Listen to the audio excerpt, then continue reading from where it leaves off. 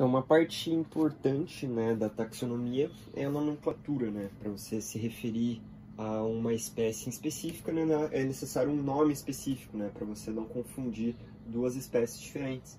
Então, para taxonomia, a gente tem algumas regras de nomenclatura, né? Dentre essas regras, a gente vai falar um pouco sobre cada.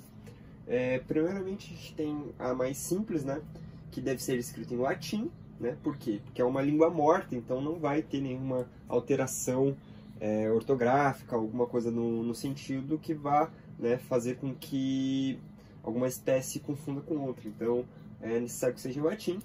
Um nome específico também deve ser universal e único, né? Então, o nome específico, a espécie, não pode ser igual a outra espécie, né? Isso a gente vai ver mais pra frente. É composto por duas palavras, né? O primeiro será em referência ao gênero, né, da espécie, e com a inicial maiúscula. Em segundo, a espécie, né? A gente também, o segundo nome a gente chama de epípeto específico, né? E terá a inicial minúscula. E é sempre necessário que, escrito à mão, né, seja grifado, ou se for digitado, seja itálico ou negrito. Então a gente vai ter alguns exemplos, né? A gente tem o Felis pardalis. O Felis pardalis é a jaguatirica, né? O gênero é o Felis. E o epípeto específico é pardalis, né? O nome da espécie vai ser Felis pardalis. A gente também vai ter a Nemosia gira, que é o pintacilgo, né? É uma espécie de pássaro. O gênero é a Nemosia e o epípeto específico vai ser o gira. O nome da espécie, Nemosia gira. A gente vai ter a segunda regra, que o epípeto específico, né, a segunda parte, pode ter nome maiúsculo, pode ter uma inicial maiúscula, mas só quando derivar de um nome próprio. Então, se for uma homenagem a algum cientista, pode ser que tenha o segundo nome com a letra maiúscula, mas isso só vai ser válido no país de origem do cientista, né, no caso. Então, a gente vai ter, por exemplo, o Trypanosoma cruzi. Cruzi, a gente vai, aqui no Brasil, a gente coloca como em maiúsculo, né, o cruzi. Mas nos Estados Unidos é chamado de Schistossoma mansoni. Ah não, esse daqui é outro, perdão. Schistossoma mansoni, em qualquer lugar do mundo, o mansoni vai ser com a letra minúscula, mas nos Estados Unidos ele vai ser com a letra maiúscula.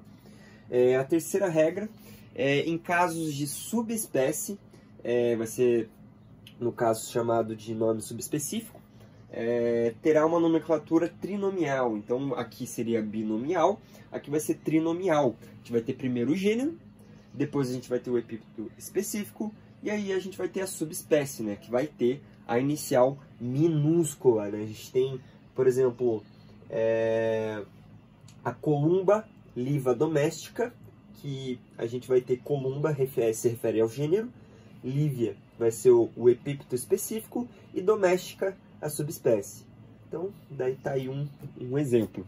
A gente vai ter um exemplo parecido, né, aqui na letra D, que em caso de subgênero, né, vai ser um nome subgenérico, terá a nomenclatura também trinomial, em que a primeira vai ser o gênero, né, segundo vai ser o subgênero, só que ele vai estar escrito em parênteses, e terceiro vai ser o epípeto específico. A gente tem como, por exemplo, a Aedes stegomia, né, que vai estar entre parênteses, Albopictus, né, que se refere a Aedes ao gênero, o Stegomia é o subgênero, que vai estar entre parênteses, e o Albopictus, que vai ser o epípeto específico. E a última regra, a mais simples, que os nomes das famílias possuem o sufixo id, né, se escreve idai, mas se chama id. Então, para tratar das famílias, a gente vai falar com id. Então, por exemplo, a gente vai ter a família Pardalotidae, que vai ser uma espécie, a espécie vai ser o Pardalotus rubricatus, né? A gente vai ter um exemplo dessa família. A gente vai ter a família Felidae, né? Que são os felídeos, né? A gente vai ter, como a gente viu anteriormente, a onça, né? A pantera onça. A gente vai ter a família dos hominídeos, né? Que é a nossa espécie, está dentro dessa família, que é o Homo sapiens.